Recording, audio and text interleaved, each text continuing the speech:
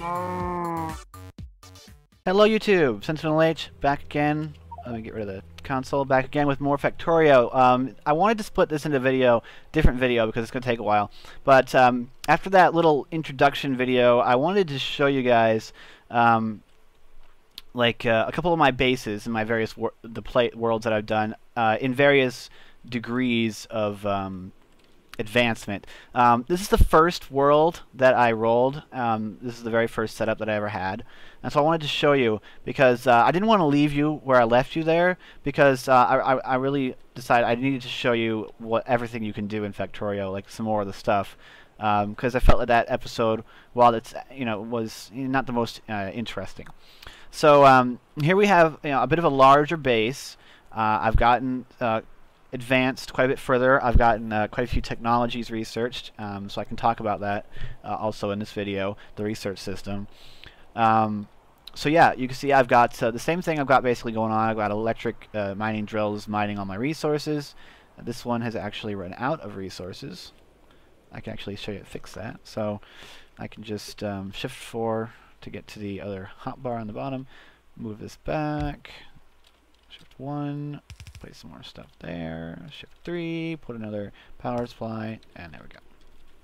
So yeah, this base probably not efficient. It's not efficient at all. I already know that. It is terrible. It's not good. But it's the first one I ever did. I got copper, I got iron, I got coal, all up, in the same little area. And let's just follow the conveyor belts. So I've got these conveyors floating around over here. Inserters pulling both iron and coal off of this conveyor belt. Just throw them in these steel furnaces, which are full. I'm not using my resources very efficiently on this in this world here. These are assembly machines, so these for automatic crafting. So I've got this set to produce iron gears, so it'll accept iron plates from this conveyor. They get stuck in here, and then this long-handed inserter grabs them and sticks them over here onto this conveyor belt. And I've got actually three assemblers assembling gears because there was a moment there when I was not using enough gears. Let me go ahead and research something because all of these production facilities up here are their sole purpose is to produce these little science kits that you use for research. So since I'm not researching anything, nothing's being used. So let's hit T. And this is the technology screen. So when you first start the game, you won't see any green ones. Most of them will be red, and a couple of them will be yellow. And the first one you'll research is automation, but we'll go through that on my Let's Play, because I'll probably end up doing one. But I've got some in here. Good time to mention, I do actually have a mod installed. This game is really easy to mod, which is really cool. All this mod does, it really is add wind turbines, which weren't in the game basis. So I do have a mod, just so you know that. It's pretty simple stuff. So all I have to do to research something is I select it. In this case, I think I'll go ahead and research the wind power. And then you just click research. It tells you how much you need. It tells you need 150 of level 1 and level 2 science packs, as well as it'll take 30 seconds. I think this is always in seconds per laboratory to research one of each of these. So multiply that by 150. I think divide that by the number of labs you've got. I think that's how long it'll take this to research. If I hit research, immediately these labs start using the science packs to research wind power. You can see there's a progress bar in the upper right corner, so you can always know how your progress is going, no matter what you're doing, where you are. So once these labs finish researching, we'll get a bit of progress, and we'll use up more science packs. And as these science packs go down the conveyor, these ones can move more and stuff starts working. I've got a lot more product coming in that I'm actually using at the moment. If I come down here, I got some solar panels, but honestly solar panels, I don't like them. I haven't found a good reason to use them, at least in this world. So I've got a bunch of these steam engines connected together, and right now when it says performance, it's actually adding up the performance of all of these. if I right-click on an electric pole, we can see this big graph. Currently, I'm producing 2 megawatts of power with my 6 steam engines, only 120 kilowatts with 2 solar panels, and these are expensive. So, yeah, solar power, while it's pretty stable during the day, it's not very efficient. And here you can see what's using the most power.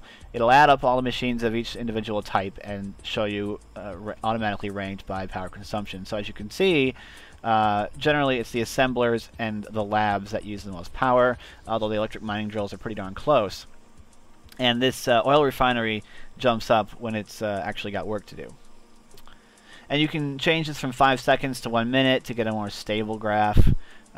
You know, you can change it to 10 minutes. I got a lot of noise on this one because these chemical plants. Switch to an hour, 10 hours, 50 hours, just to see what's. And when you set this, it'll show you what's used the most power over time. But I just leave it alone. So you can get pretty good. You can see what's going on. Over here I've got oil refining. I've got a pump jack here on a little bit of oil. This world was actually, the oil was fairly far apart, and there wasn't a whole ton of it actually in the starting area. There's a bunch of it down here, but in my other world you'll see there's a ton of absolute crap load of oil. I got a little car. You can hit enter to get into the car, but you've got to be really careful driving these cars because you can totally screw up your machine, your things. If you crash this into a machine or a tree, the car will take damage and the machine will take damage. And if you hit it too hard, it'll explode and you'll die. I got my car. There's no sound effects in here right now. There are sound effects for the trailer. I hope they add those pretty soon. I can even get in this train, and I'm currently powering this train with solid fuel.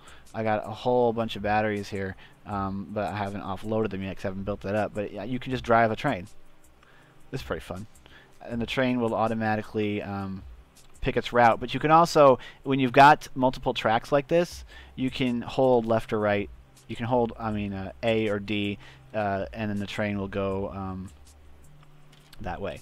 Alright, so this is my first base. I'm going to show you another base that's significantly more advanced and also in a bit of a unique situation. So I'll see you in a minute. Hey guys, I'm back. And this base is quite unique, quite interesting. So if you can look at the mini-map, you'll see why this base is was quite difficult to set up.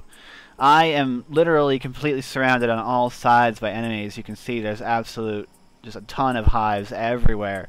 I'm actually being attacked right now, but I've got a lot of these lasers up, so they really can't get in here. I got double thick walls.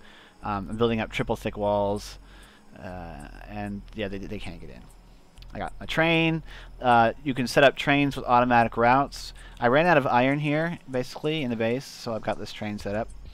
So let's watch this and see. Because I'm not quite sure yet if this is... And I'm totally certain that this is not a very efficient method of offloading a train. I should probably have these arms be placing them into... the iron into crates. But, yeah, you can fully automate trains. And I've only got one train on this track, so I don't have to worry about signaling. But yeah, so this is bringing in iron, because I used to have iron right here, but it's just gone now. So yeah, I'm completely surrounded by enemies. They attack constantly, but I've got up enough of these things. I think the radar might, some people were saying that radars, that the betters don't like radars. So maybe I should take that down, but I don't know that for sure yet. I've got a bunch of production up here to produce a lot of things. I've done a lot more research. Quite a lot of research. I've had to go pretty deep into military from a pretty early point, and now I'm looking to get some pretty advanced weaponry so I can go out there and start taking down some more of these stupid biters. I should actually upgrade laser turret damage again. So this is my system I've got right here. I've only got 6 labs at the moment, but I'm going to add on more so I can have 10. And I've got like this carousel of science packs floating around, and then the level 3 ones, I just got that set up because level 3 ones require like plastic and batteries, and we don't have any more batteries going because we don't have any more iron plates in there. I haven't automated this all the way yet, and it's tough. I had to build this base up very quickly to protect myself from biters, so it's not the most efficient. The setup's not efficient at all, really. But so yeah, you can see what happens. What happened here, the way I made this world, is that I turned the enemies up to maximum. Like everything that had to deal with enemies, I turned it up to max, and then I turned down the size of the starting area, and that made this protection area that no enemies are in much smaller, so they're just completely surrounding me. Thankfully, they don't seem to attack my train tracks. They tend to only go for actual machines. Like if I hit Alt, you can see this pollution. And so I was able to just set it up, and I got up these lasers eventually. I mean, it was frustrating. I had a near catastrophe before I got lasers, when I was still using turrets that actually needed bullets. Where they ran out of bullets, and then the biters got in, and they almost destroyed everything, but I killed them and was able to save my base. Right now, iron's a bottleneck. I need to get a better system set up, but it's kind of tough when it's always constant threat from enemies. I got a flamethrower, though, which is really good. The flamethrower, it just destroys the biters, but it seems to be a bit of a quirk with it, where if they're right in your face, it doesn't deal as much damage as if they're farther away. But I just wanted to show you that Factorio has, it has a lot of stuff that you can do, and I think the main draw really is going to be if you're somebody who really likes optimizing systems, and you build something and then you really want to just make it as efficient as possible, you're gonna love this, because the game's got a lot of mechanics in it, a lot of things that I don't know yet that you can exploit to make these systems more efficient. Like, I'm just using basic conveyor belts, and they're not efficient at all. These systems aren't. I'm sure somebody that really has played a lot of it probably already, and of course the devs would be like, yeah, this is totally inefficient, and it is. It's totally inefficient. But just goes to show you, you don't have to be an expert. Don't let Factorio scare you. Don't feel that it's like, oh, it's going to be so daunting, because it's not. It starts out, as long as you're not in a world like this, it's very, you can ease into it pretty well, and it's really fun. I got these accumulators here because I needed these. These are like battery banks, so they'll charge up and then they'll release their charge. I've got so many lasers that if they're all firing, it'll actually drain my grid, and it actually happened where I lost power. So I had to pop in a bunch of these, and I actually probably don't have enough of them. Yeah, again, this base isn't very efficient, but I did get it set up defense. One of my issues is I like to make things super compact, and when you make it super compact, there's really very little room for improving the systems because there's no room to work with. So I'm gonna start maybe working with something else. But anyway, I wanted to show you this off. I wanted to make sure that you could see the potential for Factorio, the later game stuff.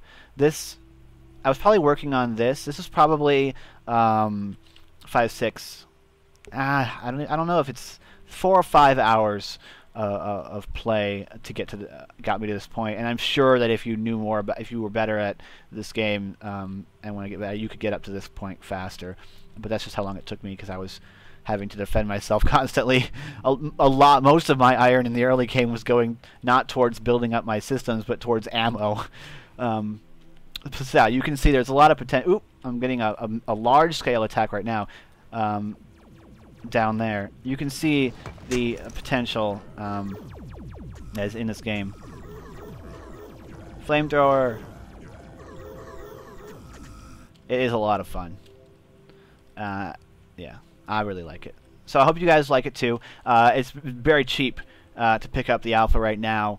So definitely try it out. You know, there's very little reason not to. Support these devs; they're great. They update it a lot, and I think it's just going to be a fantastic game.